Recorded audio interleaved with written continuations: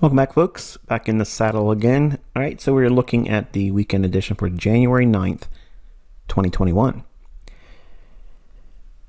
This lesson, we're going to be talking about factors in avoidance. Obviously, we're going to be looking at the dollar index, euro dollar, and cable.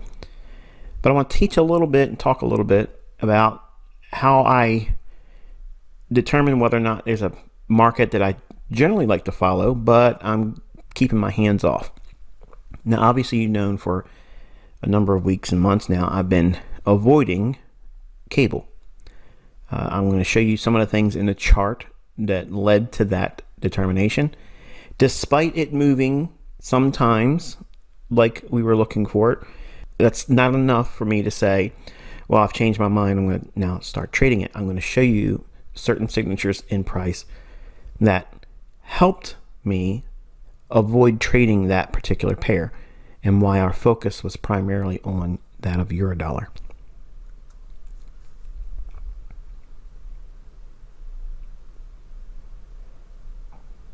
All right, so we're looking at the economic calendar for the week to come. On Monday, we have medium impact for Canadian dollar at 9:30 a.m., Bank of Canada Business Outlook Survey, and ECB President speaking for medium impact for euro about 10 minutes after that on Monday.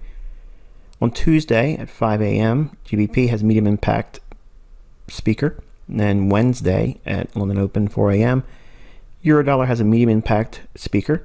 And then 8:30 a.m., dollar has CPI. And on Thursday, we have unemployment claims, medium impact for the dollar at 8:30 a.m. And at 12:30 p.m., high impact Fed Chair Powell will speak. And then Friday at 8:30 a.m., high impact dollar, core retail sales. All right, with that, let's get into our lesson and commentary. All right, so we are looking at the monthly chart. So I'm going to try to be referring to this not every single time we do a video, obviously, but when we start a new month, the first lesson in that month or commentary for that month of the year, I will bring in the monthly chart, so that way we'll be able to refer to specific things that this time frame would present us. The weekly chart will always be in the commentaries from now on, and then obviously we will still work within the realm of the daily, the 1 hour and the 15-minute charts respectively. So I also want to remind you that as we go into this new year, I'm going to be giving you the lipstick right away in this video because I want it to be a little bit quicker because I'm doing all this jawboning. But every video after this particular one, I want you to try to have your annotations in your chart before you watch mine, okay? Usually you see me doing very light annotations, and I'm drawing your attention to certain things. And while I do personally believe that that is the best way to do this from an educational standpoint, it does weed out the lazy, but there's also some folks that are coming through and they're in month 3 or 4 or 5 and they start feeling that pressure. They're like, I'm running out of momentum. I'm running out of inspiration. I see the stuff that's being taught and I see the things unfolding in the chart, but I just can't resonate with it yet. So this year, over the holidays, I've made a decision. I was going to provide a little bit more of what it is that I like to see in my annotations. Now, clearly, it's not everything, because in my charts, I'll make reference to certain things that I'm not going to divulge publicly. That means even in here. So, and what do I mean by that?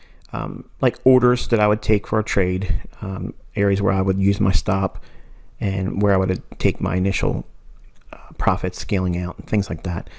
Framing my actual trade. So you're not entitled to that, and because I don't run a signal service and I'm not trying to give you trades, that was not what you signed on to. You signed on to learn how to read price action, which will at some point take you to a crossroads, and you'll determine whether or not you want to voyage into live trading at your own discretion, not by anything that I would instigate or prod. In other words, I don't say, okay, now start trading live funds. So without saying anything more and boring you, just know that the annotations in the chart will be a little bit more richer as we go through this year, but we're going to warm up with very light annotations because of the time of the year. As I mentioned on my community tab on the YouTube channel, reminding those that are already here, and also providing as a free service to those that watch and read my community tab, that January generally is a month where everyone on the institutional level, they basically do a lot of planning. They do a lot of analysis and sentiment reading and try to determine what next intermediate term trend may develop, okay, or which intermediate term trend may be ending. Okay, so it's a matter of being flexible. All right, so we'll talk a little bit about that, but mostly what leads to me avoiding a particular pair and what things should be in the chart, or what things that are in the chart that lead to that determination on my part. So hopefully that'll help guide you. And just know that this isn't a lesson where you watch it one time and you're like, oh yeah, I know how to do that now. It's not like the last up close candle is every bearish order block. That's just the same thing. You can't just take one lesson like this and walk away thinking you understand everything. It's one of those things that experience is the best teacher. All right, so monthly chart for the dollar index. Okay, so we've seen how the market came back up and hit here. We already outlined all that. We anticipated that nonetheless, not on the basis of it being this particular level, but I'm bringing in the levels from the higher time frame that led to a lot of the things you heard me say over the past few months. We have a rejection block in here, which is the last down close candle's closing price. Then we have the sell side liquidity pool resting below this old monthly low. We have yet to trade down to the rejection block, so we'll see if it wants to do that at a later time. Right now, it looks like it may want to dig into this sell side imbalance, buy side inefficiency a little bit. Does it need to come all the way back up to this candle's low or even revisit this bearish order block? I personally don't think so. I don't think that's the case. We had a lot of events happen last week in the US, and that has sent some concerns throughout the markets, and sentiment is not clear. Okay, so what will happen is the central banks will start shaping that sentiment with price action. So while I'm still bearish and I'm looking for a run below this eventually, and then targeting this volume imbalance right here, you see that? So I'm looking for this over the course of the first 6 months. Now, that's a lot of time, Michael. You're saying it may take 6 months to get down here. We may have to go into a period of consolidation for a month or two because of everything that's been going on, U.S. elections, and the invasion of the Capitol building, all that business. So there's a lot of things and a lot of narratives that are presently on the table, and I'm not sure which one they're going to run with. And to be honest with you, I'm not sure they are really decided on what they want to work with, but they generally in January present some measure of consolidation. And more, well, if you look at this period in here, okay, beginning of 2017, we consolidated there a little bit. Wasn't a lot of price action movement. It just stayed in a range. Same thing in here. We worked inside of a range a little bit for a month or two, and then it finally left. So it doesn't take long to look at, the ideas of the beginning of the year not being in a rush. And we had this over here with 2020, okay, which was a little bit wild, but nonetheless, it's a time of the year where you have to relax and try not to rush, unlike retail traders that are just, okay, we got through the holidays, it's time to start trading again. The markets are open, that means I got to be trading. No, okay, you're not trading just for the sake of trading. You want to be in high probability setups. And for those that are watching this that are in the new group, they're not able to watch this video until they start coming in on the 27th of January. But I'm sure you'll be watching this video eventually. And I want to remind you all that this is something that we teach here as a general rule of thumb. January, and this is the reason why I sit on my hands and don't really trade until the first trading day of February. I use the month of January as a intel collection period where I'm just trying to get a lay of the land. I'm trying to figure out what they're most likely going to try to reach for on these higher time frame charts. And I work with that as a context for the next 6 months. Now, it doesn't mean I'm going to hold a trade that long. It just means that I'm looking for scenarios that would lead to that general direction. And then as we get closer to that, or if we see something entirely different, then I can change my mind or change my analysis or just move to the sidelines altogether. Like you've seen, for those that have been in the mentorship for several years now, you know that there's periods where I get cross signals. So therefore I'm uncertain. So I say, okay, I'm waiting for more information and we have to wait.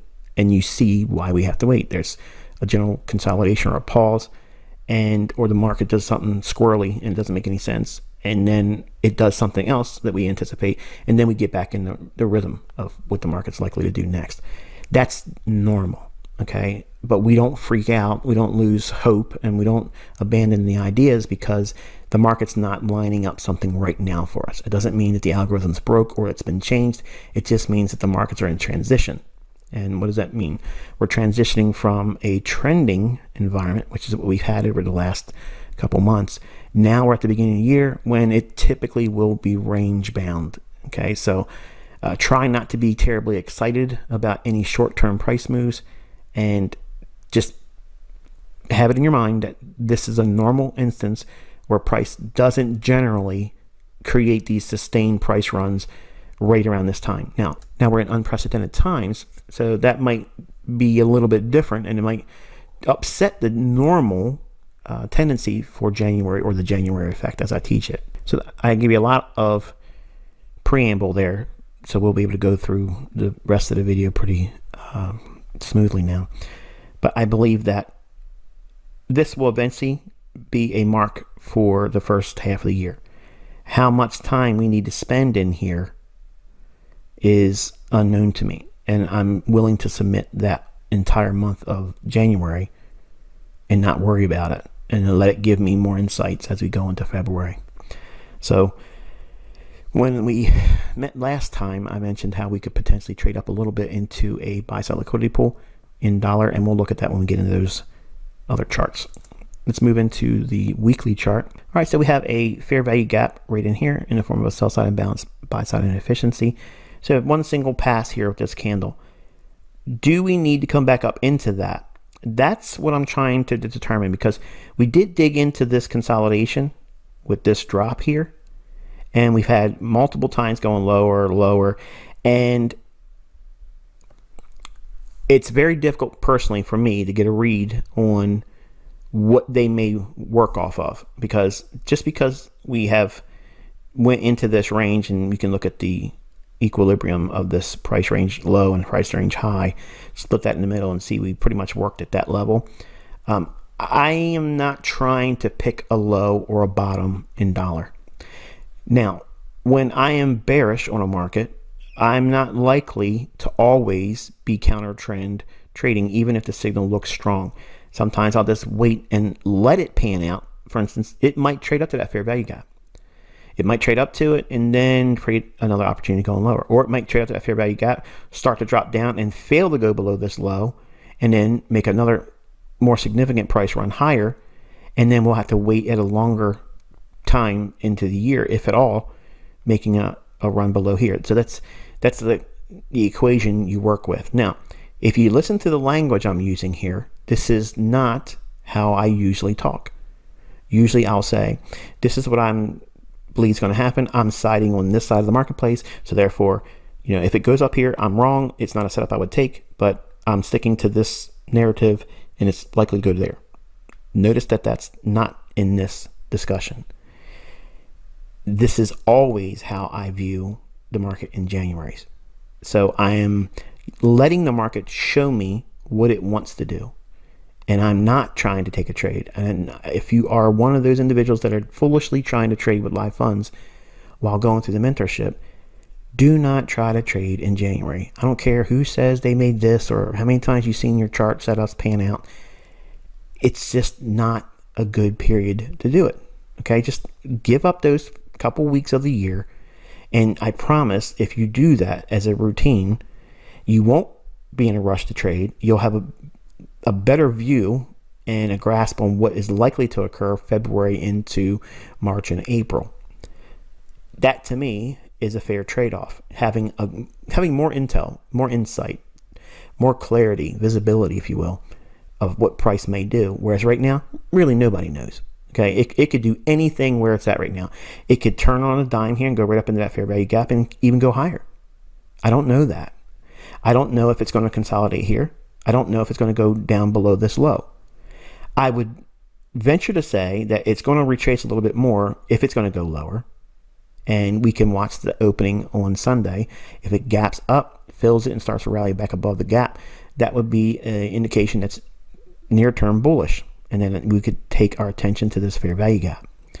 But the idea of having a very strong conviction that it's absolutely going to keep going lower, while that is my underlying bias, I'm electing to anticipate short-term retracements that could reach up into this fair value gap. It doesn't necessarily need to fill it entirely, but I do think it will be some measure of a draw on liquidity, at least from a weekly standpoint.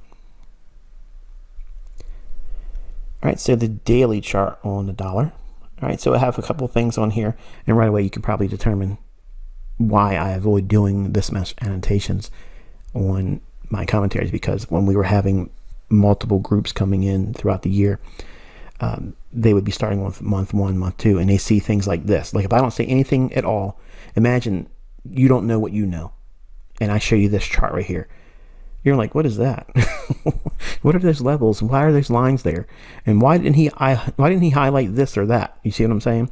So that's why having annotations on your chart is a personal thing. But I'm going to guide you all this year with majority of what appears in my own personal charts. Okay, so while I don't dress TradingView charts for myself to trade off of, I use a separate platform.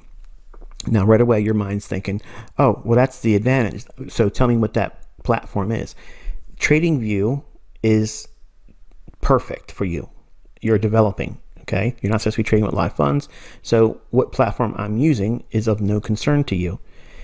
In charter level, once you get there, once we get everybody in the charter level now, because this is our final group, I'll start showing you my live platforms, and you can see my charts and things like, not on a daily basis, not on a routine basis, but you'll see that the way I do it in a quote unquote institutional platform, it's basically what you see me doing here in the education. So that way there's no confusion. There's no advantage over this or that. The charts are the charts, period. It doesn't make it, there's no advantage, okay? As long as the data is solid, then you don't have anything to worry about. But with looking at this chart here, I want to go over a couple things, and what I'm showing you is, now in my mind, this is how I see it, but in my charts, this part is not in the chart, okay? And what do I mean by that? I'm not highlighting this high, which I'm doing here, to note that range high. I'm not noting this low for the basis of having this range high and this range low, marked out. Why am I using this high to this low? Well, we have the market come down in here, trade up, and then we broke down through it. So I want to consider the potential of maybe needing to come up into this swing high without breaking it in a retracement. Now, I'm not saying it's going to go that far, but in terms of determining range, to work within a range like this high and this low, it doesn't need to go above this high for me to find opportunities. And if it does retrace higher, what levels could it potentially trade to? And if this is a breaker, which by all indications it looks like it is, and we broke through it here, I only want to use the nearest swing high in the context of this swing down. So every down close candle consecutively, that's your bearish breaker. So essentially this candle's low, extend it out in time. I want to go into the breaker, not just the butt end of the tail or the candle's close. I want to consider the entire range of that breaker, and that swing high is inside of this breaker. You see that? So I could have had a whole lot more annotations here, so you got to take notes with what I'm saying, and in your own charts kind of replicate what you see here and then fill in the gaps with what I'm saying verbally. Okay, so the audio commentary, those things you want to add to your chart. I just didn't want to have too many things on here, and the things that would otherwise be in my chart I'm giving you audibly. Okay, so but I want you to know that I'm not looking at the chart with this level here and this level here. In my mind's eye, okay, and as I look at price, I'm looking at this range and I'm splitting it in half. That's this level here. This is equilibrium. So everything below that level is a discount. Everything above that level is a premium. So if it's going to retrace to a premium at this level, what resides above that? Well, we have this short-term area here where there's relative equal highs. So we have buy-side liquidity there. We also have a volume imbalance there. Plus, we have a weekly fair value gap that it could trade right up into that for an institutional order flow entry drill. It doesn't need to completely close that in, but it could need to retrace back up into this level and this level. This level here, the dotted line, that's the 62% retracement level, and this is the 79% retracement level, respectively. From the high to the low, if you drop a fib on your chart, you'll see that that's what these are, which is optimal trade entry. So does it need to trade back up into institutional order flow? It might, but I don't know. But it will have to determine that if we trade to a premium, which is at or above this level. But if it gets to this level, we could anticipate a run into this level here, which would also be almost consequent encroachment of the weekly fair value gap. Now notice I've transposed the levels from the weekly and the monthly into this chart. So when we drop down from the monthly, the weekly to now the daily, everything has a better context. And this is the reason why I said the lazy don't survive here. But I guess I shouldn't say some, there's a lot of you in this most recent group that joined in 2020. They need a little bit more hand-holding. And because we have an enormous group coming in that starts on the 27th of January, I kind of like want to give as much as I possibly can in terms of hand-holding, so that way it teaches you by repetition what you should be having in your chart, what your chart should look like. But I'm not going to just show it to you like this when we do our commentaries. What's going to happen is I'm going to have the charts blank initially, and it'll be a way for you to say, okay, this is how he has his chart right now. And then what you can do is set your chart up with the same amount of data that's showing, okay, and then try to put the lipstick on your chart and pull out the things that you think are salient. Okay, in other words, what is most likely the most important things right now, given the current market structure, the dealing ranges that are available, and what PD arrays are likely to be traded into. And that way, you will have a day-by-day opportunity to test yourself. Okay, so it's not something for you to see you fail at and say, oh, I'm never getting this. Okay, I want you to understand that it's going to take time for you to start matching up. And most of you probably will never have it exactly like my charts until you become a charter for a while. But while you're in the core content, and here's the thing, the charter members never really had this. So they can go through month one, right now in January, and revisit all this stuff again and relive now with a little bit better, I guess, application of what it is, because they know what PD arrays are. They know most of the things that you are learning while in core content. So they have a lot better advantage because they've been here for a while and they've gone through some things.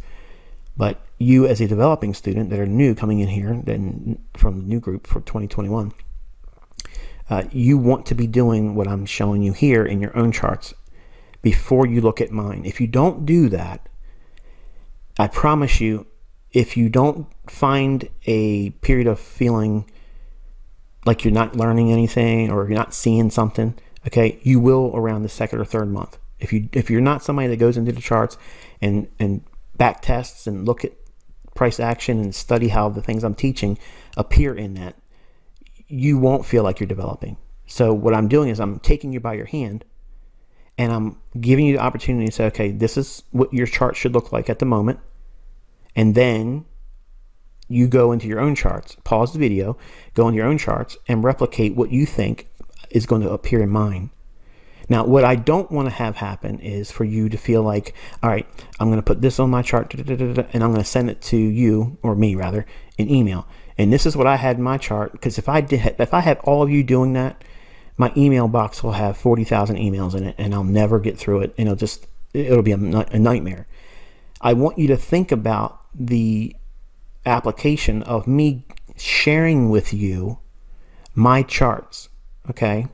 I'm going to be providing that to you as a way of helping you understand it. Okay, so when we do our weekly reviews, it'll be the midweek review and on the weekend.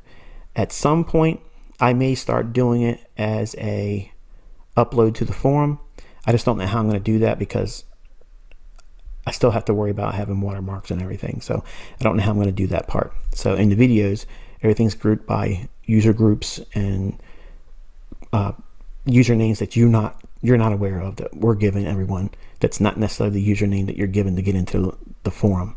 So the watermark that's on your videos, that goes to a specific group of members that's in a member group.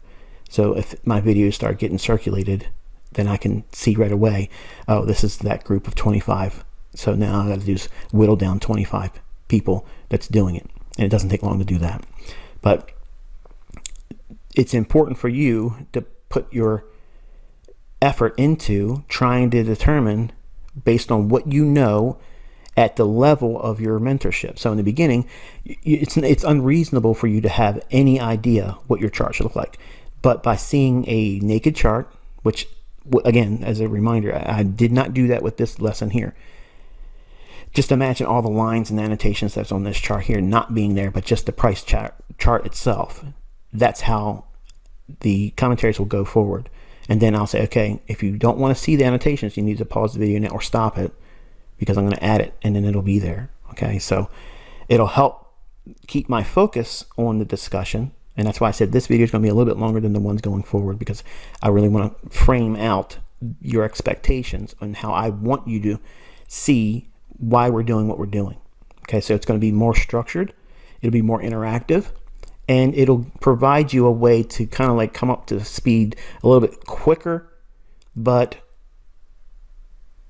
for some of you, you didn't need this, and I commend you for that. But I don't want anyone that feels like that this was the thing they needed to feel like they were less intelligent because they needed it.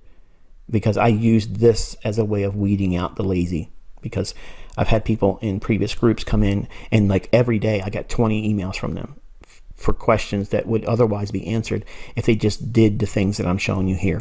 Okay.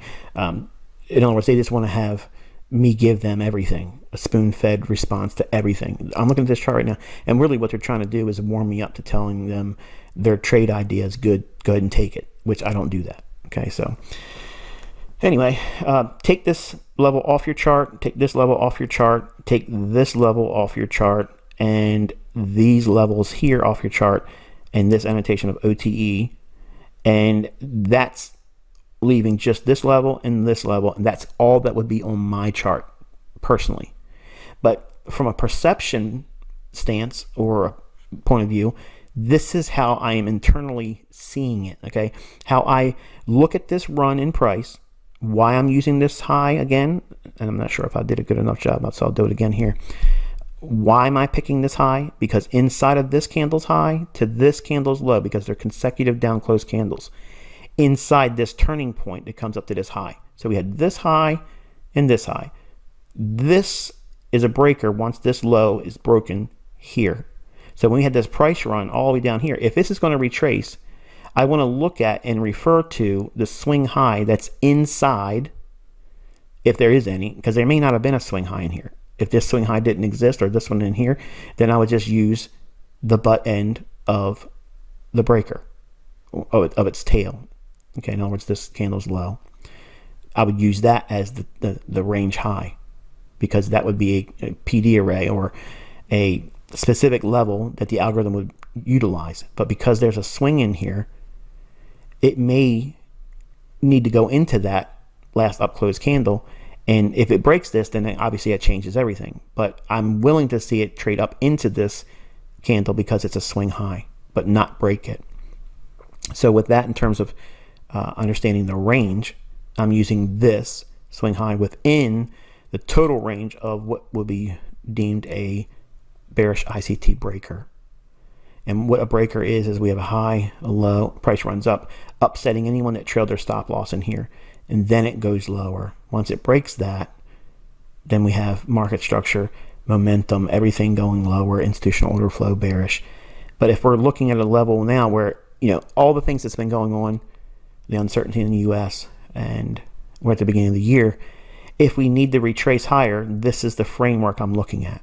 Okay, I'm not looking it up here like this is a low resistance liquidity run. If we were bullish, like I would look for these levels here to frame out a low resistance liquidity run to that level. Now, if we run above and find some support inside this area here after going higher and starts to rally, then I would concern myself with that potential scenario and put this whole business down here at a later time in the year, or maybe even abandon it the entire year based on what we see and what comes out of DC and all the things that's going on. So I think I've done enough discussion on this daily chart, but nonetheless, you really want to take advantage of testing yourself, and don't look at I got this wrong. Try to focus on the things that you do get right in your chart annotations before you see mine going forward. Okay, not this video, but every video after this particular video that we're showing you now. All right, so this is a 60-minute chart on the dollar index, and you can see obviously there's a whole lot more business here. We have a buy-side liquidity pool here. We have a real gap. Okay, this is an actual gap in price, and just like we have an actual gap here, fair value gaps are annotated. Obviously, you can see it in here, and price moving up into them respectively, and then we have the market come down here, break a short-term high. As we got close to those levels that I shown on the monthly and weekly chart, we went into the consolidation that was really the old area of order flow. Remember what I said back on the monthly chart and weekly chart. So we went into more or less the equilibrium of that old range, but we have not broken it. We have not traded down to the rejection block or below the old low on that monthly chart. So we're digging into that consolidation, and then you always have to anticipate the likelihood of a potential reversal. That's why we teach taking partials and trying not to jam your stop loss too aggressively or trail it too aggressively, because these scenarios here may present themselves. And if we have the area traded down into, as we talked about on the midweek review, we could potentially see dollar trading higher and go up into those relative equal highs and into that buy-side liquidity pool. That sets the tone for what? Very, very short-term bullishness. But at the time, my bearishness was still in operation. I was still looking for, and I still might be there, okay? It might need to go up to this level here, clear this buy-side liquidity, and then something's released in the marketplace. Maybe Powell says something on Thursday that sets everything in motion, and then they start to drop dollar aggressively, and then euro and cable is allowed to trade higher. We don't know that yet, okay? And because it's the month of January, I'm again reminding you that this is a month where I'm not trying to just take a trade because it's possible. I'm trying to get a read on what the market's going to be doing for weeks and months, and then I'm going to operate in that context where it gives me a whole lot more probability trading with that mindset. Okay, so in other words, the momentum or direction the market moves in for weeks or months, okay, that is much more sustainable in terms of being right in your directional bias each day. Doesn't mean your directional bias or my directional bias will be right every single day, but if you're trading in that same direction, you're trading with the highest time frame institutional order flow. So it's more advantageous for you to have that. And if you try not to do that, you'll be very frustrated, and basically it's probably what's going on right now for some of you. You're looking at these daily charts to intraday, and you're not seeing the big picture that helps frame the commentaries that I do. And I'm giving you, like, I'm pulling back the veil and I'm showing you the things that I use to keep that daily chart in the right perspective. Doesn't mean I'm always right. This means that these are the things and the applications I use to help me do that. All right. And if you start doing it, you will see that there's a stark contrast to not doing it, and when you do use it, it's very helpful. So we have a market structure shift here when we have this short-term high broken on the upside, and it comes back down in. We have an imbalance here, and then we have the order block, which is the last down close candle. We always want to use the candle that has the biggest beefy body candle or the lowest close, okay, in that order of selection. So I'm looking for the biggest down close candle, because there may be like this one here, even though this has, again, this could have went a little bit lower, but because it's broken over two candles, I would have elected to use this one, okay? So there's an hierarchy there. That's algorithmic, okay? That is not a rule that has been shown or taught and broken down with the specifics. And this is the reason why I get upset when I see people that just watch my videos and they think they're going to go out there and start getting ad revenue on YouTube, making videos about order blocks, and they have no idea what they're talking about. There's a specific order and hierarchy of what you're supposed to be looking for. That's how I can find the right ones and do it with live trades and show you examples of me doing it versus everybody else talking about on the left hand side of the chart. So we have an order block here, the high and the low. That's the entire range. You can see we traded back down to mean threshold of that. Moving it back above this high here, because we have a higher low than this one here. Now think about like the breaker. The mitigation is the failure to make that lower low on this run. So in other words, if this one went lower and then price did this, this would make this a breaker. But because we have this low high that breaks the short-term high here, when it comes back down, if it runs back above this high here, this is simply a mitigation block.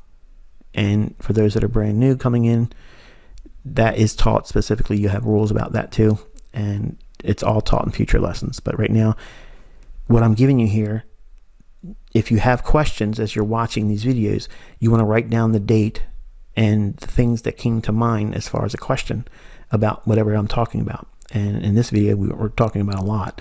So right away, you're going to say, what's the difference between a breaker and a mitigation block, and what's the advantage of knowing that difference?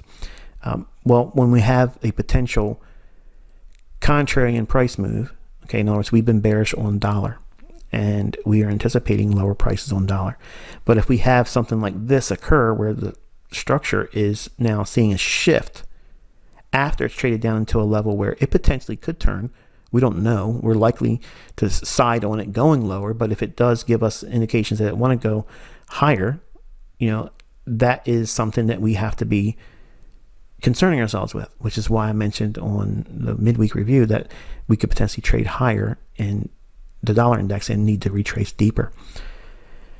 If it doesn't make a lower low here and then trades back above it, this is going to be mitigation. That means that they're going to be wanting to use this level here as you would expect a classic support and resistance idea, but not just to the high. In other words, because if it was that easy, it would be just this high here, draw that out in time. Well, it went below it here and it went below it here, but then still went higher.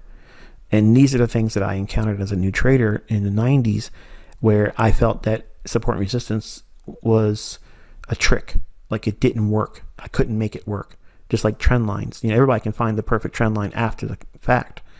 But the key is knowing what you're looking for when the chart's alive and breathing and creating the candles. That's the difficult part. So what my endeavor has been through my whole career was to decipher why it needs to come back to this range here. Okay, what range is that? The high of this candle and to the high it creates here. So when it comes back lower, once it breaks above this high, I'm concerning myself with this old turning point. I'm also referring to this candle's high here and this candle's low here. That's your fair value gap. So if it does need to trade back down in, we have institutional order flow entry drill that could happen here, or the mean threshold, which is the midpoint of any gap, and extend that out in time. You have it here. What's interesting is if you take this swing low here, and it's a low that has a higher low to the left and a higher low to the right, you can also have this on your charts too. In this low up to this high, why this high? This is the highest high prior to this dip down that went back into the fair value gap. This is an optimal trade entry. And just running back from here to here, that's a trade. That's a scalp. That's a bread and butter setup. And it doesn't need to go up into this gap here or even go to this buy side liquidity pool to have profitability. So that right there in itself is a complete model. Knowing that we could potentially be turning in here and still hold a bearish stance longer term, but on a short term, you can take scalps or intraday trades based on the market structure that's here and work with its context.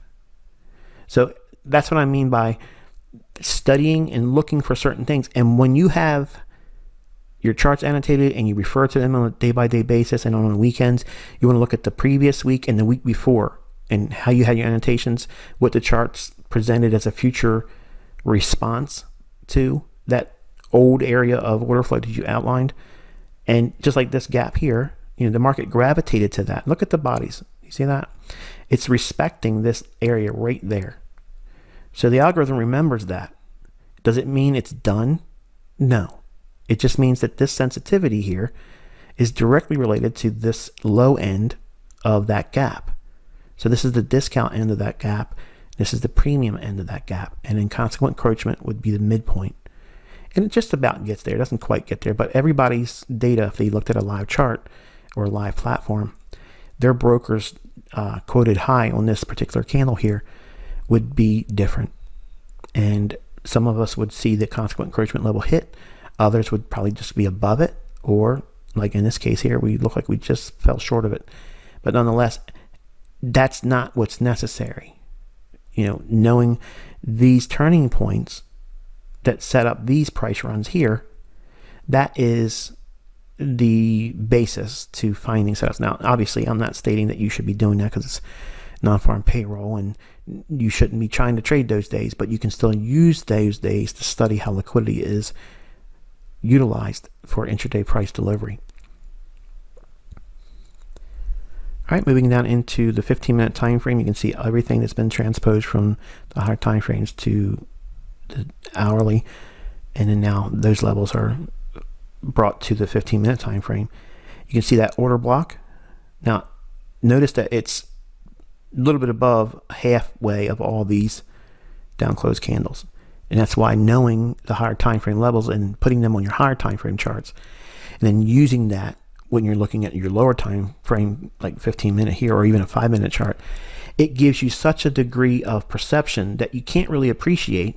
And right away, some of you are smiling and nodding your head like, man, I have been wasting all this time, because if I just would have said the things you give in the commentary and applied them to my chart, and when I looked at my lower time frame charts, I would be seeing these things. Yes, yes, that's what I've been trying to tell you all this time. All these years I've been telling you to do it, but it strips you of that aha moment, and that's what I want everyone in here to have. So for the most part, it still can happen, but you have to be careful not to look at my chart before you have yours done. And then right away, it'll get you up to speed quicker. It's not meant to rush you through the mentorship. It's just meant to get you thinking more about involving yourself in your own study, being interactive with your charts, and then comparing and contrasting what I see as salient in price versus what you're looking at. Now, as you go through each month, even those that have become charter members, as you go through the content again, which is what you should be doing, you should be absolutely going through the content again. No one learns this going through the mentorship 1 or 2 times. But Michael, that's a lot of videos. Yes, it's almost 3 decades. What do you think's still coming? It's a whole lot more information. And it'll be easier for you to digest that if you go through the motions of going like this last group that's in 2021. They will have the highest amount of hand-holding that any group has had. Now, the first group is going to be like, oh, that's not fair. You should have did this for us. But you have the most insight. So you'll be able to glean more insight from going through it again. And with the new way of presenting these commentaries, you'll fill in your gaps that you still have a lot faster and a lot more efficiently than the new group, because they're going to have that whole discovery period too. They're going to have that don't know what I'm looking at, this is too much information. You went through it too. So, and if you're new and you're going through this, just know that you are going to get a tsunami of information, and it's not meant to disorient you. It's not a quick fix, hurry up and try to learn it all, because you're not going to. But you subscribe to this to be able to be a market wizard, if you will. You want to be able to look at the markets, any asset class, any time frame, decipher what it is, what it's going to do next, and have a 90% likelihood of being on side versus being offside. In other words, being on the right side of the marketplace. Now, notice I did not say 90% profitable. Okay, there's very specific terms that I avoid using here because of legality. Okay, if you do the work I'm telling you to do, I promise you, what you want to do, you will have the skill set to do, and you fill in the blanks as what that means for you, because I promise you it will be available to you in your own skill and experience. But what you put into it determines your outcome and the results while you're here. Okay, so, and it's not a hurry up and quick fix, get me rich fast, show me how to learn how to trade in 6 weeks, or boot camp. Okay, that stuff doesn't work. Nobody goes through short-term teachings and all of a sudden now they're a market maven. It doesn't happen. Believe me, it does not happen, because I would have been corrected and shown by thousands of different yahoos out there that have pretended that that's true and sell courses and such. They can't beat me, and their students can't beat me. So again, it's not an ego thing. I'm just telling you, just look at it for what it is, because if they have the skills that they pretend to have, they would be able to do the things that you see me doing, and they don't. But you're going to be able to do these things. And once you have that skill set, no one can take it from you. But it's not going to come overnight. And every day you grow a little bit more. You whittle away at the rough edges, sand out some patches of rough ideas and understanding. And every day you get closer and closer, and that rough corner becomes smooth over time. And then over more time, you use a finer grade of sandpaper. And it doesn't feel as much change is occurring, but it is. And you're really smoothing out those minor little imperfections. And over time, you do more and more and more of that. And finally, you have a real smooth edge to everything. And you're not cutting yourself just being the analyst. You're hurting yourself. You're able to be fluid in any time frame, any asset class, any market. It's just an empowerment that I can't really articulate. But if you don't do what I'm showing you here, there's one absolute result. You will not learn what you came here for.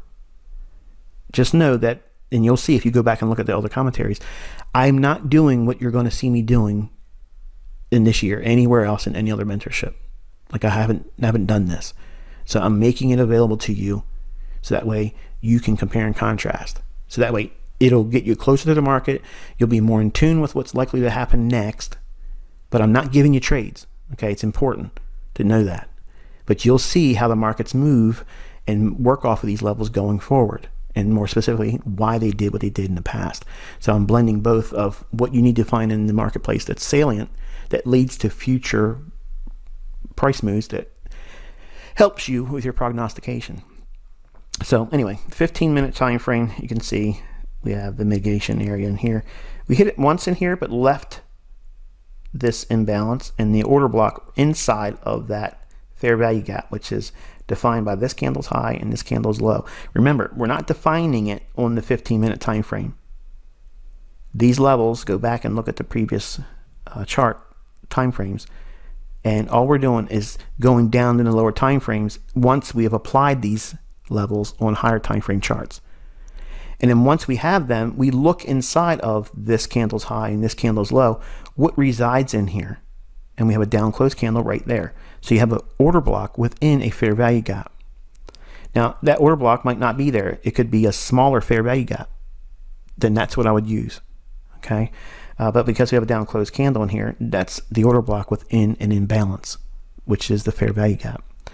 And again, you'll learn what fair value gaps are by definition. If you're new, you're probably asking yourself, you keep talking about what a fair value gap is, but what is it specifically? You get lessons, okay? But you have to go step by step, okay? You will learn all these things. But I have to talk in the commentaries with the assumption that you're going back through the content. And this is why you have to do multiple passes through the mentorship, because repetition is key. And you'll know what I mean by watching a video that I did in 2016, 2017, 2018, 2019, 2020, and what I'm doing right now in 2021. Once you become a charter member, if you go back and look at those same videos, you're going to be astonished of the things that you're going to swear up and down that I made a different video. And I don't edit anything. Okay, let me toss this in real quick. For those that are in month 12 content, there is and I may have the date right, so forgive me if this is incorrect, but off the top of my head, folks that have just rolled into month 12 level, there is a lesson, and I believe it's August 16th, part 2. It looks like it is messed up or whatever.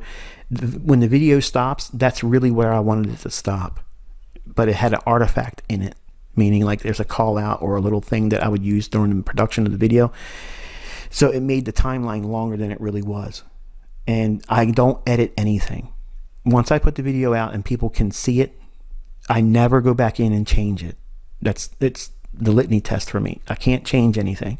That's why you should download everything. But I say this to remind you that when you go back through and watch old videos, once you're charter level, you have gone through core content and you'll have access to trading models and trade plans.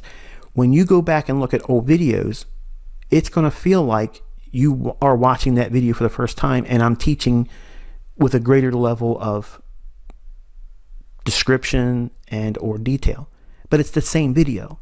It's just you have blinders on right now and you're not listening for the right things. You don't know what I'm referring to and its importance right now because it's your first pass through. And you haven't been exposed to the other lessons you'll have later on. So trust me, it's very dense. It's a lot of content here. And everything that's like what I'm saying right now, everybody complains about you talk too much. Get to the point. Once you're a charter member and you've been here for a couple of years, you're going to see this is all the point. The talking points is the point. It's not the thing in the chart, because there's a lot of things that need to be weighed in context. And the way you know context is understanding narrative. But you can't understand narrative until you understand the individual pieces that make up the PD array matrix. And you'll learn about that too. But I just can't give you everything, not because I don't want to, because I would love to have been able to do this. Just make it one time and there it is. And it's in one video. But I have so much understanding that I want to share with you that will help you, but you have to go through it with bite-sized pieces. And then once you do that, you will have a vision of why price does what it does, and you're not surprised by majority of what you see in price. And here's the important thing. This is why this lesson's important. You're going to learn why I choose not to touch a particular market. And it may be, for instance, say you're going to be a futures trader. Now, some of you are nodding your head thinking, yeah, I'm going to be a futures trader because I understand it's being taught here. Others are just in here because they want to learn Forex. Some of you may come in here and have just Forex on your mind, and you may end up becoming a bond trader or a stock option trader. Okay. You will determine who you are as a trader and what you're going to do. But these things that you learn are going to shape you, and you have to be aware of where it's leading you. And I don't push anyone in any one particular direction. Predominantly, I'm Forex because that's kind of like my forte. But obviously, you'll learn that all this stuff works in everything. And like in crypto, I was able to outline the big move this year going into 40,000. And just using the things that you're going to learn here. Now, I don't teach crypto. I teach price action.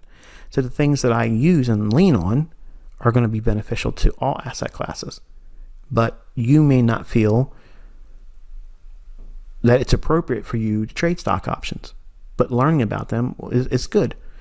You may not feel that it's appropriate to learn how to trade bonds. But even if you don't trade them, in certain market environments, it's important to understand them because it helps I guess, support a underlying quarterly shift that you'll learn about also in the marketplace. The quarterly shifts are like every 3 months or so in the marketplace, what direction it's likely to go. Okay. So this video is way longer than I really wanted it to be.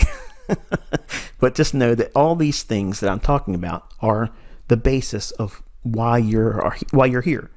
It's not the little bells and whistles that I'm teaching you, the little tricks. It's the logic. Because I can give you a paintbrush, I can give you a blank canvas, and I can give you the finest paints, whether it be oil-based or water-based paints. And I could say, okay, in theory, if you take your paintbrush, dip it into the paint, and draw a circle or paint a circle on the canvas, you're going to have what everybody will know is a sun. Now, if everybody went in there and did that, some of you are going to drop the paintbrush with paint on it. It's going to fall on the floor.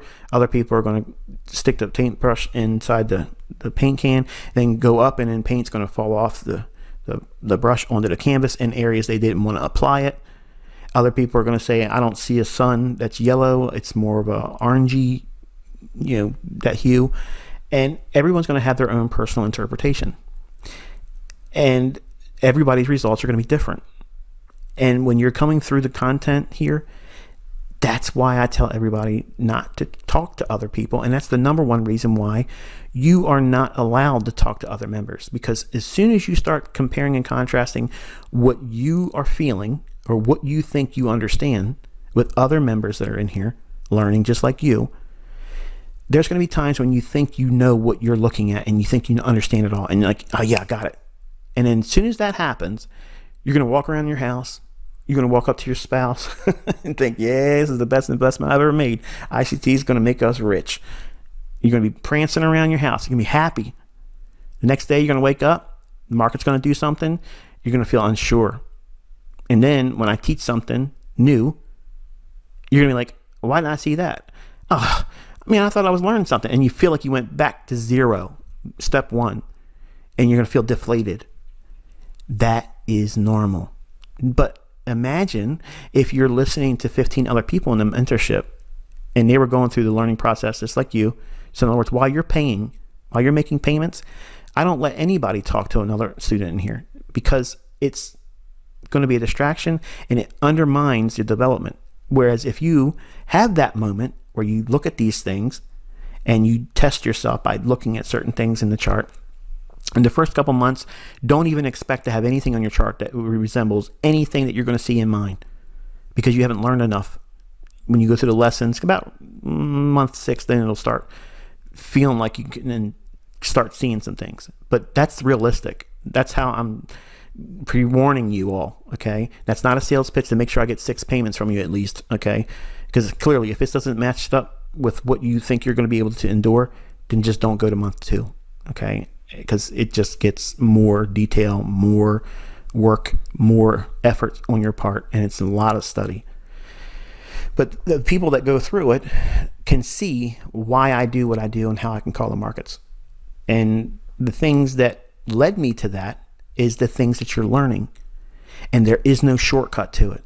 There is no, ICT doesn't teach good. He talks too much. Other people take his concepts and they teach it better. No, the only thing they're doing is they're taking people right to a chart that has nothing to do with live trading. They're not taking a trade.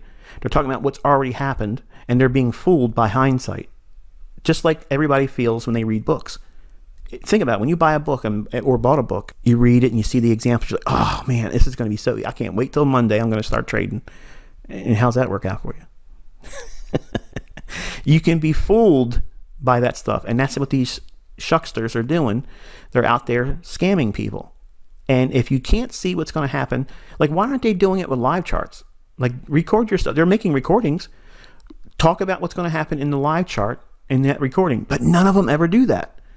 You're going to learn how to do that skill set. You're going to be able to look at the chart as it's alive and breathing and forming the candles before it even moves to these levels. You are learning how to see it before it happens. You don't need to have trickery. You don't need to have any of these hindsight hero stuff. You're going to know exactly what it is that you're looking for in the chart, and when it forms, you're going to know what it means and how to engage with it. And like I'm going to show you when we get into the British pound portion of this video, what it will look like and why you should not touch it. That's a very, very big lesson. And I purposely chose this lesson because I want the new people coming in that if you learn nothing else from me in this mentorship, if you learn how to avoid the problematic periods in the year of trading, you're going to give yourself the greatest advantage than the people that go through the whole business of trying to learn how to trade, buying books and courses and learning from people that don't know how to trade, that never made any money or even have any experience in knowing why they shouldn't be trading at all. Knowing when not to do something is the most important, because I lost fortunes by not knowing that lesson that I'm going to show you here tonight. So if I was to have everybody in a room all together in one place, and I say, okay, raise your hand right now, okay, if you want to learn how to avoid losing during the worst periods of the time of drawdown, if that would be an interesting lesson for you, raise your hand. I guarantee you would see heads turning left and right to see who wants to raise their hand. I don't want to be the one to raise their hand. I mean, I feel like I should raise my hand, but let me look around. Is anybody else wanting to do it? But that's the lesson everybody should be looking to learn. That's the first lesson, how not to lose money. But nobody wants that. I could write a book just by that title and just teach this topic tonight. And honestly, nobody would buy that book. But that's the book that makes you rich. Because everybody can get lucky like I did back in 1990s, where I got lucky for 9 months. 9 months. I got lucky. I was on the right side of the markets because the markets were one-sided. I didn't know all these things that you're learning here. But I learned through pain and losing and blowing accounts over and over and over. Oh, this is what I should have been avoiding. These were the warning signals, and as I teach now, signatures in price that I should have been aware of. And if it starts doing this again, I'm not touching that market. And I don't care what it does. And honestly, that is the most important lesson you're ever going to learn as a trader, because you can make money being lucky. Hit and miss, short little scalps here and there, get 5, 10 pips here, 8, 6, 7 pips here a couple times a day. People do that all the time. But what happens is they get into a losing trade and then they lose their mind. They're like, I got to get that back. And they start doing all this other stuff, trying to do 1,000 different trades. And then they whittle that win or that series of wins down to drawdown that becomes even greater drawdown. And then you're like, okay, I can't stand this. I can't go home with 12% loss. I got to get it all back. And then you turn into a 40% loss because you overtraded and you got mad. Now that's the extreme of it, but that's what happens. Everybody blows their account the same way. Losing control and trading, forcing trades in environments that they should not be trading. Period. It always happens like that. Always happens like that. It ain't, oh, well, retail traders lose because they're just trading retail logic. That is a large contributing factor, but the things that I just mentioned, everybody loses their account that way. So if you can deduce it to what are those things look like, so that way you don't fall victim to it. That's what I'm going to cover tonight. But you can see how we traded down into the order block, trade some sell side liquidity here inside of the range of the mitigation, and come back not all the way to the bottom of the fair value gap that's framed here, but come real close to it. But it hit the order block. You see that? It hit the order block. Look at the bodies respecting. So we had one little candle make a tail into the order block. This down close candle is the order block inside of the range between this candle's low and this candle's high. This is framed on the higher time frame chart.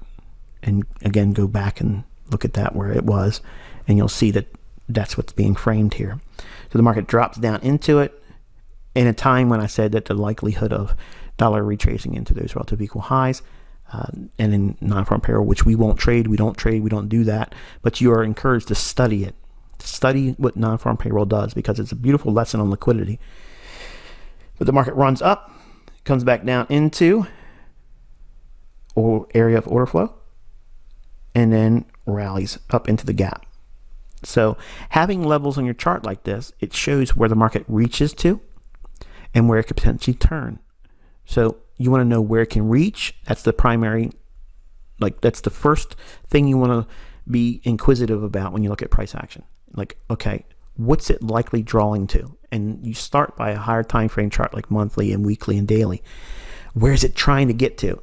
Even if it fails getting to that specific level, if you're trading in that direction, you're likely to find consistency and profitability. That frames the institutional order flow perspective that I teach you here. We're not trying to pick the absolute high and the absolute low. That's not essential.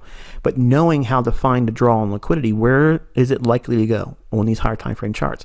If it's likely to keep going up over, say, the next 3 or 4 weekly candles, is it safe to assume that you buying in New York, on a Monday, Tuesday, or Wednesday, what's the probability of you finding a winner there? I would submit that it's pretty high. Assuming, again, all things being equal, that weekly chart does in fact have the likelihood of it going up for 2 or 3 weeks. You're going to be capitalizing in on that expansion on the weekly range. Whereas if you're looking at a 1 minute or a 5 minute chart and you're trading in New York and it moves 30 pips for you and you're like, oh yeah, I'm a winner, I'm getting out. There's nothing wrong with that, but you are also cutting yourself off of potentially finding a runner because of you avoiding holding on to something that you framed on a weekly chart. So again, that gets back to finding your niche in all this. And if you want to just be a 20 pip or 30 pip trader, there's nothing wrong with that. There's lots of those every single week. But if you don't know what you're doing and you don't learn the lesson I'm going to give you tonight, you will overtrade in periods when you shouldn't be trading, and you'll present drawdown that causes all kinds of internal wrestling. And you have this toxic thinking about, I can't sit with my account in drawdown. I opened my account up with $1,000 or $5,000 or $10,000 or whatever you opened your account up with, and it's sitting like negative $1,200 or $1,500 or worse. If you can't sit and wait for the next setup just because you lost on the last trade or series of trades, and you feel the rush to get in, you need to go back to demo. That's a number one lesson. If you go into live trading, if you feel the impulse that you have to trade because you can't find contentment in between setups while you're in drawdown, you need to come out of live trading. Stop. Go back into demo. Wait until you can do 6 months consistently without a great deal of drawdown, and then maybe consider going back into live trading. But you have to know these thresholds. You need to know how to fix them and know what it is that you need to be correcting, because mindset will blow it out of the water. Your account could be roasted immediately. It doesn't matter what I teach you. If you have a poor mentality about trading and over self-control with yourself, it doesn't matter what you learn from me or anyone else. You will use it as a weapon to hurt yourself. And that's why it's important you know trade psychology. And it's important that you know what you're going to do to derail yourself. And that's what the first 6 to 7 months here will teach you. Because that's the part that breaks everybody. The internal sabotage that everybody does. Everybody does it. I did it. Everybody does it. It feels like you're losing your mind. Like it's like, why am I doing this to myself? I knew I should have never did this, but yeah, I still did it. That's all impulsive actions. You need to find control mechanisms, and I teach you that here. But it's inside these kind of boring discussions, because the books don't do that for you. Even Mark Douglas doesn't do that for you. Rest in peace. God bless him and all that business. But the point is, that book is championed by everyone, but it still falls short of the lessons that you learn from me, because I lived that. Okay? I really lived it. And I watched money hemorrhage out of my accounts, plural, because of the lessons that I'm teaching you now that I had to learn through pain. And when people learn them, they avoid those same mistakes. Some people feel like they got to have the scars. I went through it too, ICT, like we're military and showing our Marine tattoo. I'm like one of you now. I don't want you to have those scars. I want you to be able to say, you know what, I'm so appreciative that you taught it this way, and I didn't have to have that pain and suffering. I can appreciate not having the scar.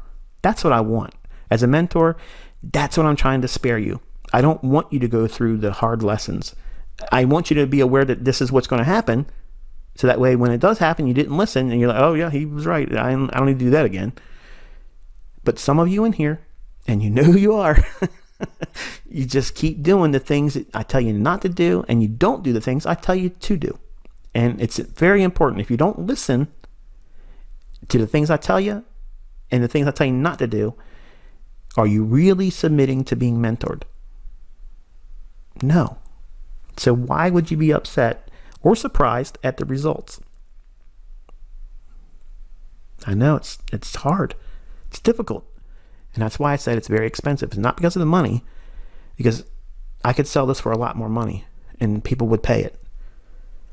It's expensive because it forces you to learn who you are.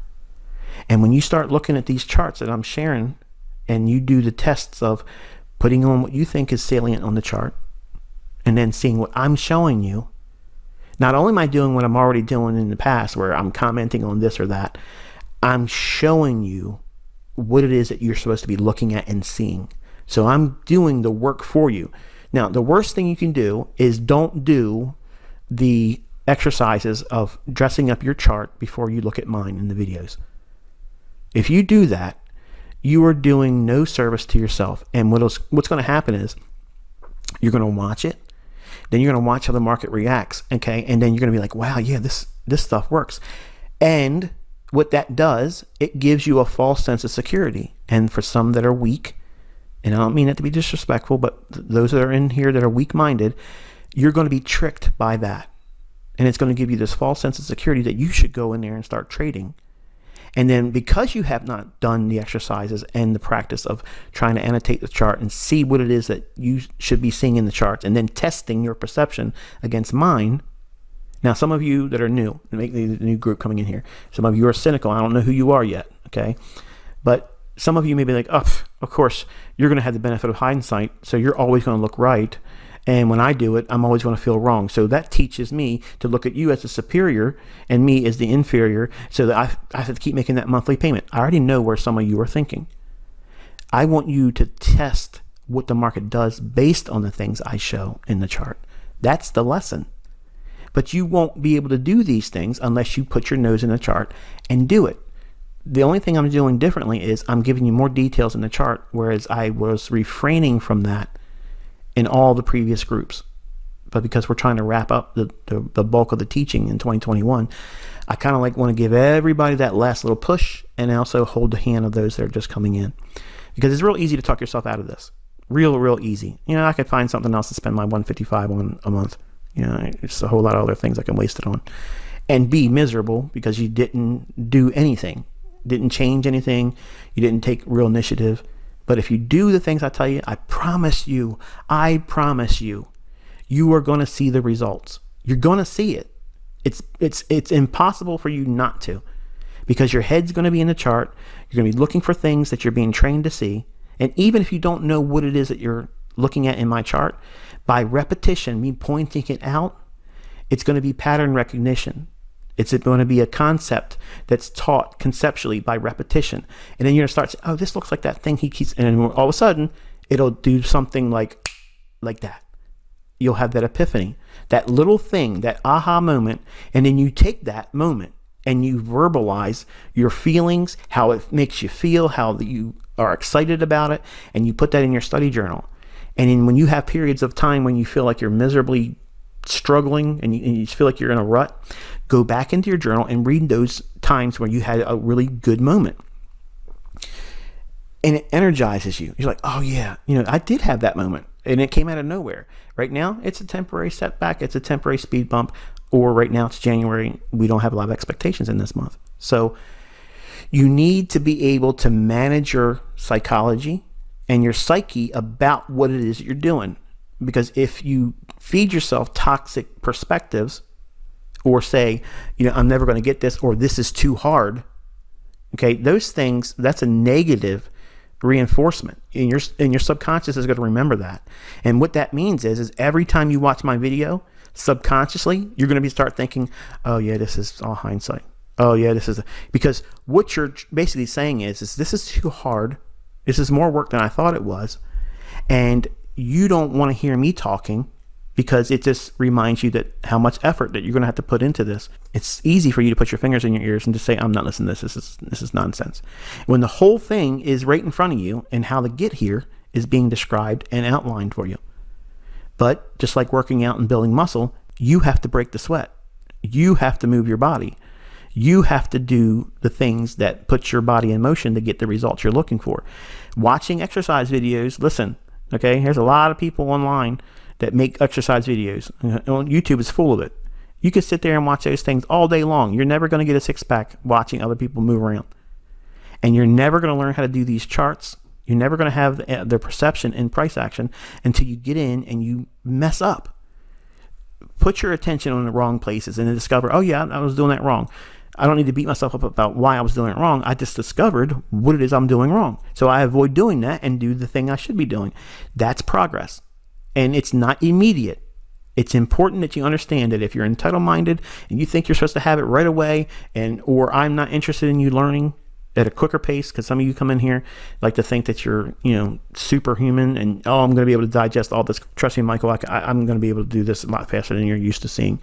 And then they send me emails when they're charter members like, man, this is a whole lot worse than I thought it was going to be. This is a lot of effort. Yeah, hello, because they rushed through all this core content.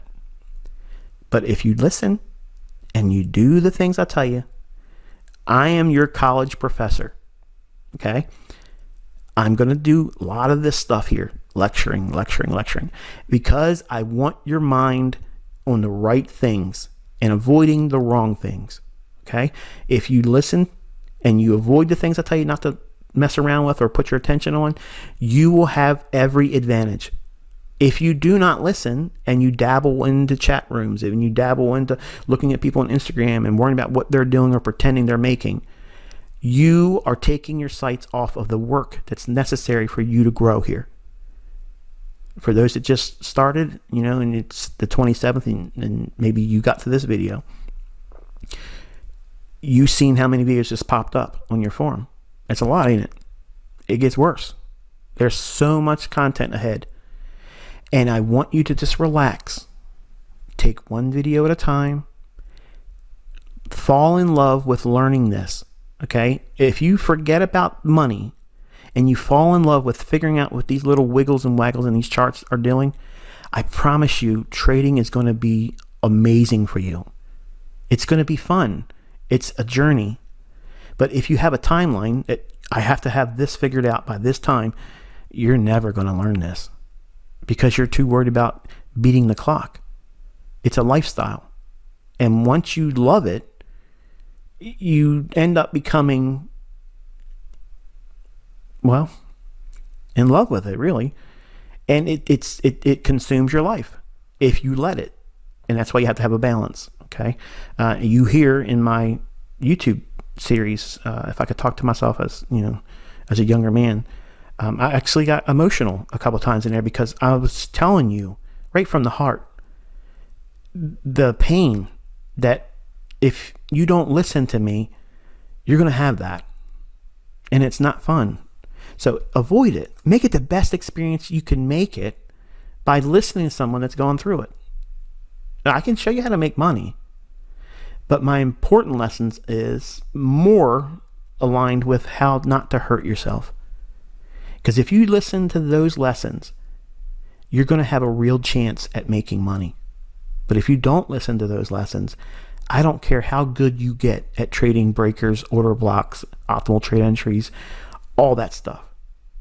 Eventually, you're going to hit a period where the markets aren't giving you what you think you should be getting. And you're going to test it. You're going to get in there and you're going to lose money. And then the loser cycle starts. And you'll blow the account.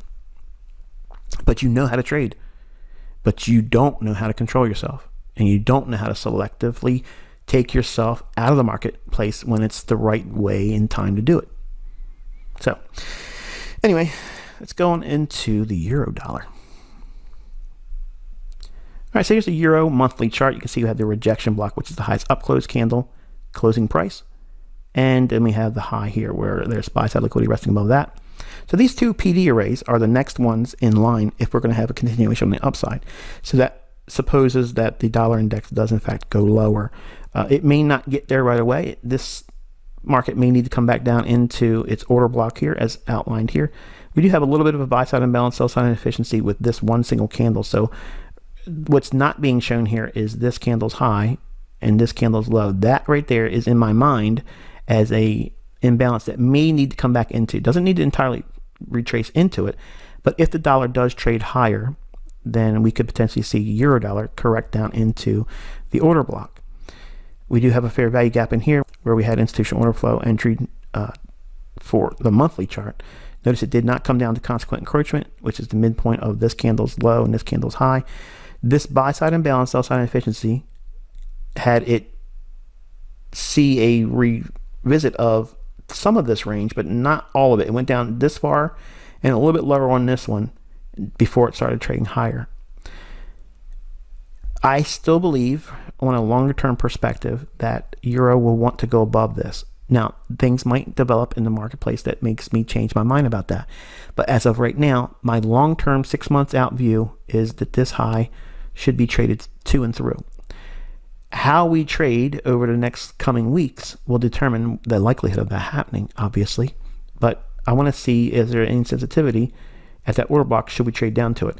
I'd rather see it not close in this entire range up from this candle's high. I don't want to see it come back down into that. The better scenario would be is maybe come down a little bit and then go higher. That's what I'd like to see. And that's kind of like what I'm making room for in my analysis. Yes, I think the dollar could go up a little bit, but it's a short-term correction in an overall bearish market. I don't see anything bullish about the U.S. economy right now. I don't feel that anything has really changed yet. We just need to be bouncing around probably for a range.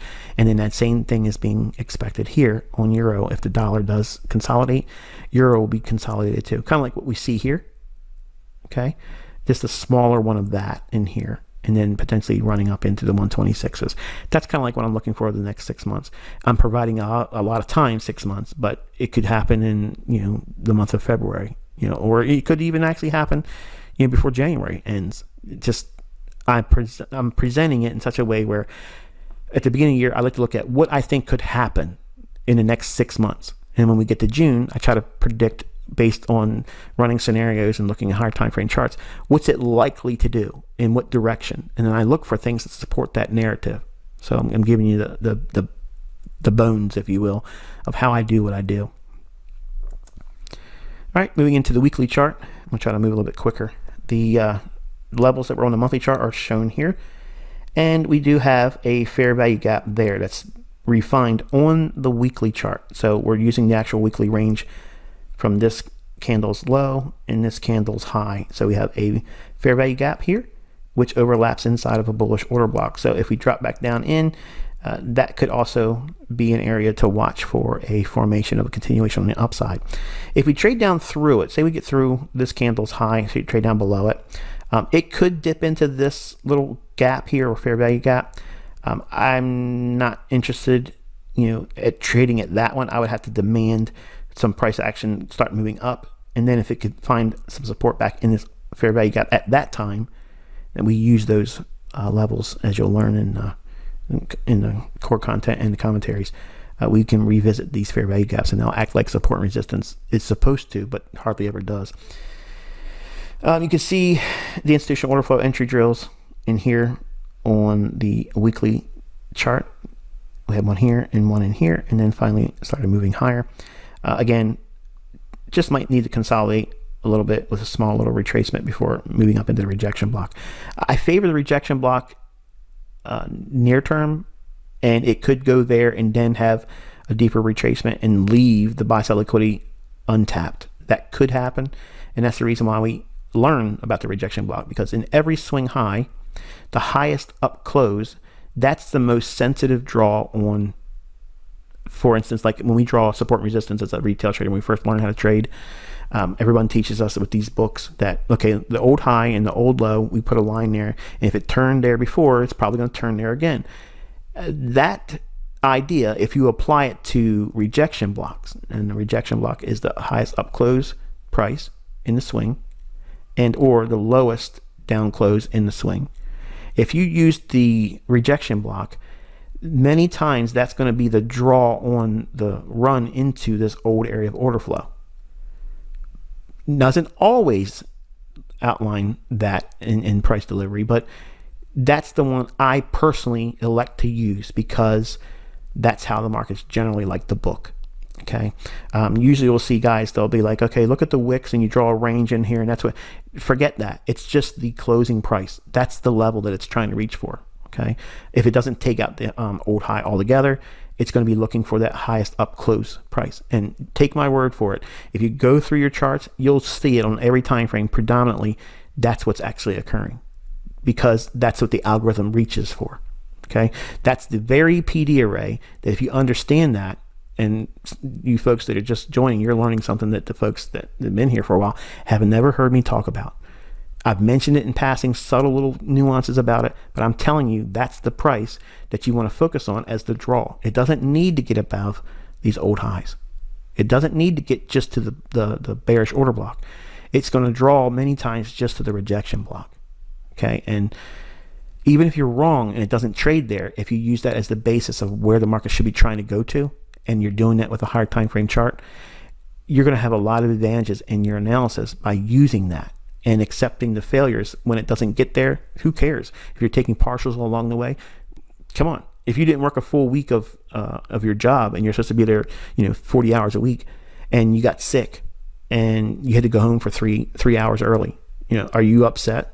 Yeah, I mean, you didn't get everything you were expected to make, but are you going to die from being short 3 hours? No, it's an inconvenience. It is what it is. But you look at it this way. I didn't have to be at work for those 3 hours sick, right? So what are you focusing on? The positive. You're saying, I didn't have to endure 3 hours of being around that boss I can't stand to be around. Sorry, I'm just thinking about some of the jobs I've had now, and just 3 hours around someone I couldn't stand. And Lord forgive me, I don't mean to speak like that, but you know what it's like. You have jobs. You don't want to be around these people. But are you going to be upset and focus on the fact that you were short 3 hours? Or are you going to be like, man, I'm so glad I didn't have to be there sick as a dog during those 3 hours. I went home sick. So did you get everything you wanted?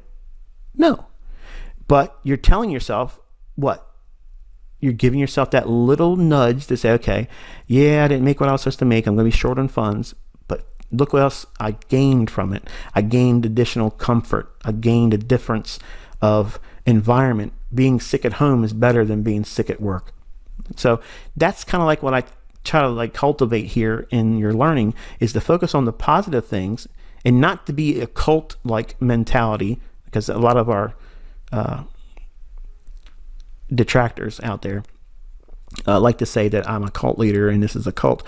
No, I'm actually teaching you how to think the right way about a lot of things, and you're going to be exposed to things, not just charting and trading, but how to operate a very effective life and manage your life effectively.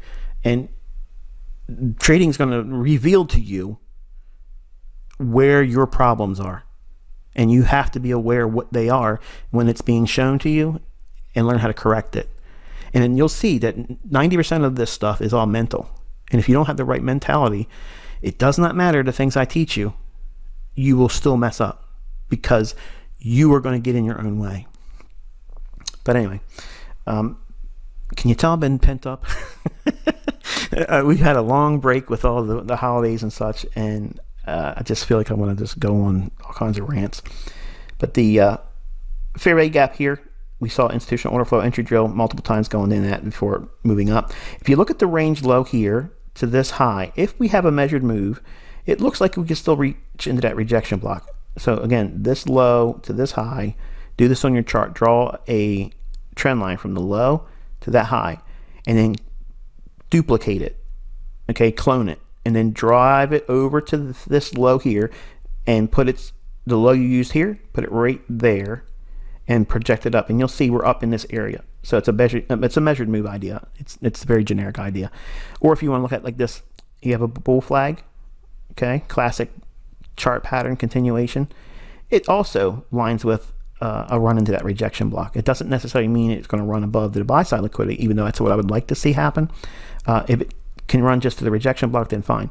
But the current price structure that we have here, we have all of this wicking in here, and the next 2 weeks in the U.S., what's going to happen is there going to be another event before the inauguration on January 20th. There's some buzz about whether or not there's going to be another episode in DC with people showing up with guns and protesting. If that happens, we're probably going to have a problem. But anything can happen, and the central banks will use those things to manipulate sentiment in the marketplace. So just be mindful of that going into it. I think I said enough about this. Time frames. Go back down into a daily chart, and I want to take your attention right here. We have a small little fair value gap that's right above the bullish order block, which is also a breaker, and we have this little area here. So if we do see dollar rally a little bit more than I'm looking for, euro may need to come back down into this small little gap right there and take some sell side liquidity out, and we'll have to see at that time. It would need to immediately show sensitivity there and want to rally. If it goes through that and comes back up into this, then I would expect that to be bearish, and then I would anticipate this eventually going into that relative equal lows. In other words, if it goes below this little area right there, okay, if it goes down through that and comes back up, I would sell euro, and when at the anticipation of this being the draw on liquidity on a longer term basis, and that we have made some kind of important high here. But as long as we drop down into this and we start to rally, then everything that up here, if it hasn't been traded to already, that would be where I would expect it. But if we draw up here first, then go down here, I'm not looking for that as a buy then. That's algorithmic theory as well. So it's a matter of what trades to next gives us logic on what we would anticipate going forward. And I don't expect you to understand what I just said, but once you get through the lessons I'm going to give you in 2021 as a charter member, what I just said will be much more meaningful to you. And I know some of the new people are probably listening to this thinking, what I sign up to? I promise you, stick with it. You'll see. And ultimately, on the 60-minute chart for the euro dollar, you can see we have a point of reference. And here we have a breaker. We have a high, low, higher high that runs buy side liquidity. We have all these equal highs or relative equal highs. People that like to see that, they think that's like a ceiling in price or resistance. And then finally price breaks through it, and they think, okay, this is a run higher. It's broke out. And then it goes lower, and it takes out the low prior to that new high. This is your breaker. But watch what happens when it comes down and comes right back up into this area over here, but doesn't make a higher high. That makes this a mitigation. Notice the difference here. We have a high, a low, a higher high. Contrast that with a high, a low, a lower high. This is a mitigation, this down close candle, and the down close candle over here is a breaker. Both instances, they are bearish in nature. It doesn't always form this, but when it does, you're not concerning yourself so much with the breaker. You're going to concern yourself more so with the mitigation block. The breaker's done its job, but this becomes a shift in market structure when it comes down through the breaker. And then if it runs back up in here, then this could lead to a sell. But I don't like to sell against the underlying order flow that I think is in power. What am I saying by that? I've been bullish euro, bearish dollar. The fact that we did this, okay, when running below this low here, I don't see that as a break in market structure, if that's what you're thinking. I see that as running stops, and then I have to see, do we take out the high? If we don't take out the high and then it comes all the way back down and blows out through this low here, think about what I'm talking about here. I'm giving you logic. I'm giving you scenarios that would lead to when and why I take action. When do I take a trade? How does the trade form? all this price action, we're expecting higher prices in euro. You'll see this in all the commentaries. We were bullish, bullish, bullish, bullish. But once it makes a higher high and then it breaks down, that sets the stage for a breaker. But if we run higher and then don't take out this high and then take out that low here, this becomes the shift in market structure from bullish to bearish on the near term. It doesn't necessarily mean it's a underlyingly clear reversal, if you will. It just means that on the short term, using market structure, this is indicating that everything that was taken out here on a sell stop for longs, when it rallies up here, traders that did not have their stop here will now have their stop here because it's starting to rally up. When it takes out that low here, this return to that down close candle's low or closing price, when that occurs, they're going to be allowed. How do you know? It's spending time in here at that level. You see that? Allowing traders that are looking for what I'm showing you here.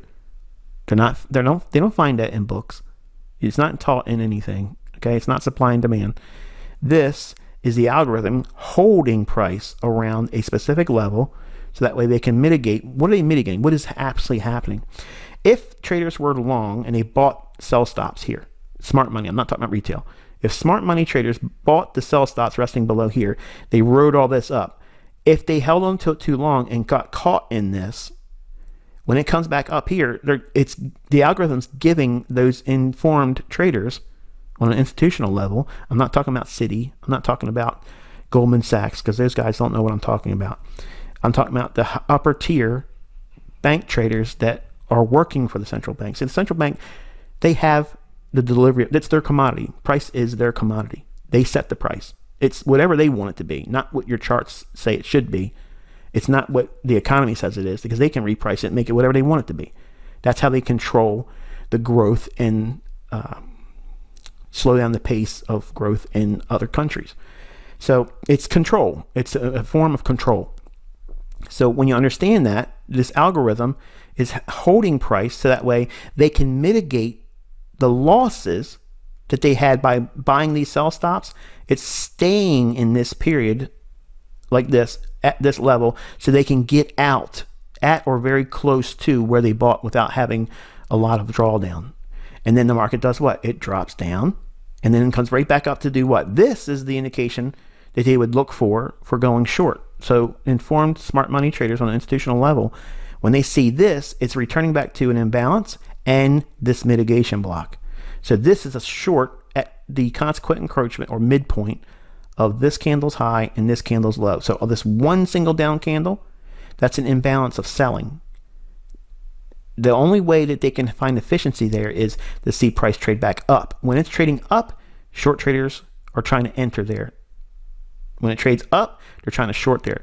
They are not afraid to do that. And you'll see by learning from me, these are ideal optimal entries. Not optimal trade entries. These are optimal entries. These are periods where at one point this candle was all up close looking and it had no wick on it. It didn't have any of this kind of stuff. It was all just a big up close looking candle while it was still forming. As it hit the midpoint of this candle's low and this high, split that in half and you'll see it's going right there. That's what I teach as consequent encroachment. This is reasonable. Okay, it can encroach on this entire downside delivery of price. It can encroach to the midpoint of that and still not go all the way up here, and still that's a good trade.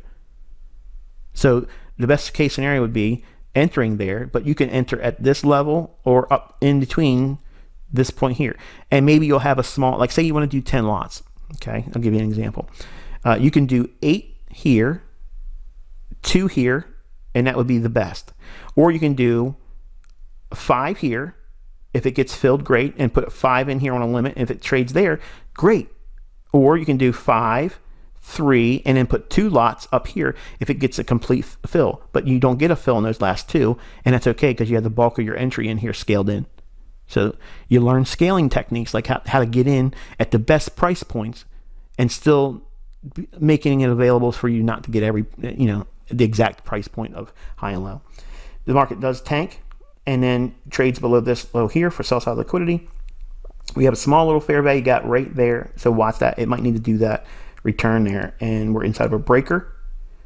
high, low, high. Same thing I outlined here. We're seeing it again here. So it's the close to the low, lots of sensitivity in there, and we'll see if it wants to round out another run into that 121, 52, and 3.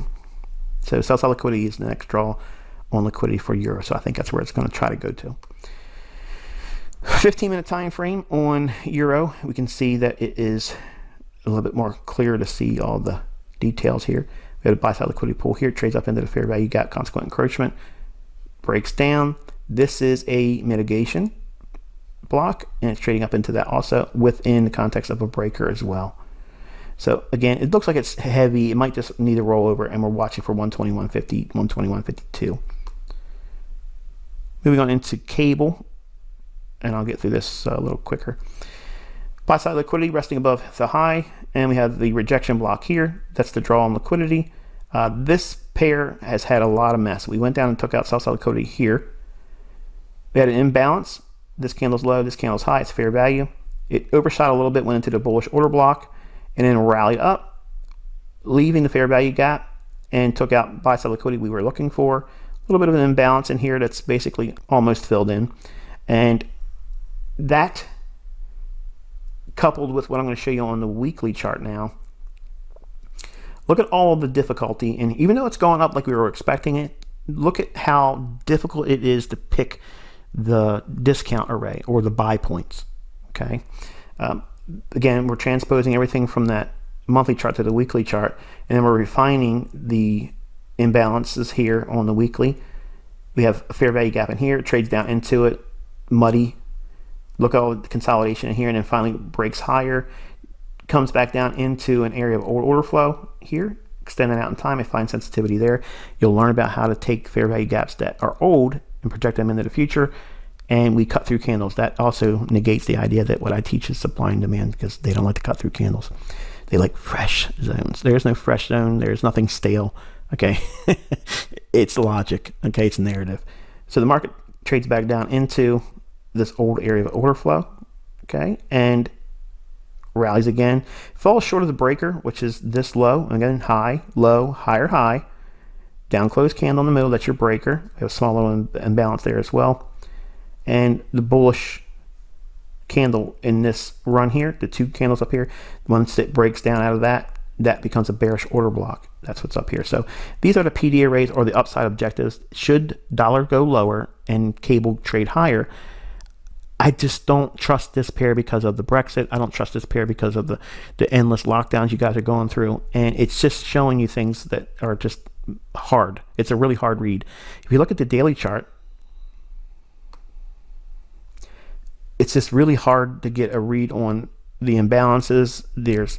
It's just all over the place in here. It's very, very difficult. So when you're looking at this price action, you're left with a very confusing thing. Even though we've been calling it higher, I have been not wanting to put my hands on it because it doesn't have really clear, defined PD arrays that makes it clear to read price. Contrast that with what we've seen in Eurodollar, and you'll see why I've been focusing on Euro. So when you have all these back and forth spiky type moves, even though it's moving higher, even back in here when it was doing it has not created really clear imbalances, fair value gaps, bullish order blocks. It's been muddy. And when there's conflicting signals or PD arrays that could lead to bullishness or bearishness, and you can argue both sides, that means that that's a pair that doesn't have a lot of probability, or at least very clean price action. And on the hourly chart, okay, you can see we were looking at this high, and then when it rallied back up in here, I said we could eventually run out these relative equal lows and trade into this fair value gap, which I think is probably going to be the case going into this week. We did trade below the lows here, didn't quite get into the fair value gap yet, but it certainly looks like it's heavy, and we'll see if it wants to do that. We do have a little bit of sell side liquidity in here that I think would be interesting to see if it runs into that, but more specifically, I'm keeping my focus there on that fair value. And on the 15-minute time frame, you can see we have the buy side liquidity, the fair value gap. We trade up into that again after the run here. That was the idea I was giving you on the midweek review. And then we spiked up into this area here, take out buy side liquidity, and then breaks down, trades into a fair value gap there, and then this goes into muddy price action. So long story short, look at this pair versus the euro dollar, and you'll see this pair is very difficult to read right now. Just, it's got a lot of mess in it, and you would not be best suited trading this pair and not trading euro, whereas trading euro is the better option because of the purity in its price delivery. So I said a lot in this video. Hopefully you gleaned something from it. I probably confused the new people, but trust me, you're going to learn a whole lot of stuff that was talked about in this. And some of you that are charter members are probably looking at this and saying, wow, you know, I'm getting things even still out of this now. And that's progress. So until I talk to you next time, be safe. I'll catch up with you by way of the community tab on YouTube, I'm sure, or our midweek review next Wednesday. Be safe.